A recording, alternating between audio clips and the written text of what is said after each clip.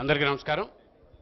చర్చ ప్రారంభించే ముందుగా కేఎస్ఆర్ గారికి ప్రత్యేకంగా అభినందనలు చెప్పాలి. అలాగే ధనంజయ రెడ్డి గారికి.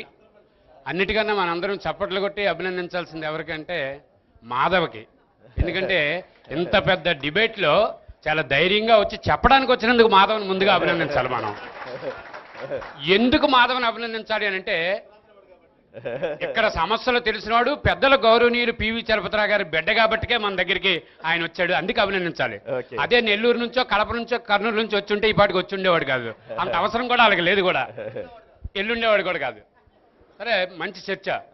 రేపు గొప్ప రోజు. ఎవరైనా చెప్పండి, రేపు ఏంటి గొప్ప రోజు? గురజాడ 154వ జయంతి. అందరూ చప్పట్లు కొట్టాలి. ఎందుకు చెప్పాలి? ఎందుకంటే చప్పట్లు కొట్టమంటున్నాను. 154 సంవత్సరాలైనటువంటి గురజాడ 100 సంవత్సరాల క్రితం అద్భుతమైన మాటలు రాశాడు మన రాజకీయ నాయకుల కోసం, మన కోసం, అందరి కోసం.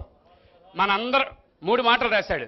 ఒకటేంటంటే, తాంబూలాలు ఇచ్చాం తన్నుకు జావండి అని అన్నాడు ఆయన. ఫస్ట్ మాట ఇది. రాష్ట్ర విభజనలో మనం ఈ మాటను వాడుకున్నాం. రెండోసారి మన వాళ్ళు ఒట్టి వెధవాయిలో అన్నాడు. అది రాష్ట్ర విభజన జరిగిపోయిన తర్వాత మనం ఏమీ సాధించలేకపోయాం, ఉమ్మడిగా ఉండలేకపోయాం. నిజంగా గురజాడ చెప్పినట్టు మన వాళ్ళు ఒట్టి వెధవాయిలో అని అన్నాం. మూడోది ప్రజల్లో మాట. మూడోది అద్భుతమైనటువంటి మాట, ఇంకొక మాట అన్నాడు ఆయన. మన వాళ్ళు ఒట్టి వెధవాయిలతో పాటుగా అధికారం వచ్చిన తర్వాత చంద్రబాబు నాయుడు తొలి డైలాగ్ ఏంటంటే, డామిట్ కథ అడ్డం తిరిగింది అని. ఎందుకంటే ప్రత్యేక హోదా, ప్రత్యేక ప్యాకేజీ మధ్య. ఎందుకు ఈ మాటలు చెప్తున్నాం అంటే, 3 దశల్లో మన ఉద్యమాలు జరుగుతున్నాయి. ఇక్కడ బీజేపీ పార్టీ తప్పు చేసిందా, కాంగ్రెస్ తప్పు చేసిందా అని కాదు. భారతదేశంలో ఆంధ్రప్రదేశ్లో 13 జిల్లాల్లో ప్రజలు ఒక ఎన్నికలప్పుడు తప్ప మిగతా రోజుల్లో స్పందించరని ప్రగాఢమైన విశ్వాసం కేంద్రంలో ఉన్నటువంటి నాయకులకు ఉంది. అందుకనే ఇంత ఉద్యమాలు జరుగుతున్నాయి. ఏదో మనకు టీవీ కెమెరాలు వచ్చినాయి, మాట్లాడుతున్నాం కాబట్టి ఆవేశంగా. కింద లెవెల్లోకి వెళ్తే ఒక సామాన్యమైన రైతు తన పంటకి లాభసాటి వ్యవసాయం వచ్చిందా లేదా ఆలోచిస్తున్నాడు. ఇందాక తమ్ముడు చెప్పాడు, నరసింహరావు గారు చెప్పారు, విజయనగరం జిల్లాలో 18 జూటు మిల్లు మూటపడిపోయారు కేఎస్ గారు. 30,000 కుటుంబాలు. అలాగే జిందాల్ పరిశ్రమలు. ఒక పక్క రైల్వే జోన్ కోసం మన ఆరాటం, మరొక పక్క స్టీల్ ప్లాంట్ కోసం మన సోదరుల పోరాటం. ఇది ఎక్కడ కనిపించట్లేదు ఈ హోదా ప్యాకేజీ మధ్యన. నేను ప్రగాఢంగా విశ్వసిస్తున్నాను, తప్పనిసరిగా ఈ రాష్ట్రానికి ప్రత్యేక హోదా కావాలి. ప్యాకేజీ ఇచ్చేటట్టు అయితే శివశంకర్ చాలా విజ్ఞతగా చెప్పాడు. అట్లా ప్యాకేజీ మన హక్కు, ప్రత్యేక హోదా అంతకన్నా పెద్ద హక్కు. అయితే అన్నిటికన్నా మనం ఆలోచించాల్సిన అంశం కూడా, ఆ రోజు రాష్ట్ర విభజన అనివార్యమైన పెద్దలందరికీ తెలుసు.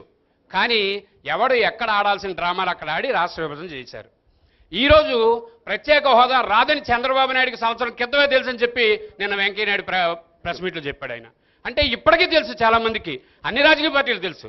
దయచేసి ఇప్పటికైనా సరే జరుగుతున్న నష్టాన్ని పోర్చడం కోసం ఇంకొక కొత్త ప్రణాళికను సిఎస్ గారు మాట్లాడింది అదే. మీరందరూ ఆయన లో వాయిస్లో మాట్లాడారు. అలాగే శివశంకర్ చెప్పాడు, మనం ఎట్టి పరిస్థితిలో కేంద్ర ప్రభుత్వం ప్రత్యేక హోదా ఇవ్వలేని పరిస్థితి అంటూ వస్తే స్టాటిస్టికల్గా ఉత్తరాంధ్ర, రాయలసీమ 7 జిల్లాలకి ప్రత్యేక హోదా కావాలి, విశాఖపట్నానికి ప్రత్యేక రైల్వే జోన్ కావాలి, తప్పనిసరిగా ఇచ్చే తీరాలని డిమాండ్తో మనం ముందుకెళ్లాలని చెప్పి కోరుకుంటూ నాకు ఈ అవకాశం ఇచ్చినందుకు మరొకసారి ధన్యవాదాలు.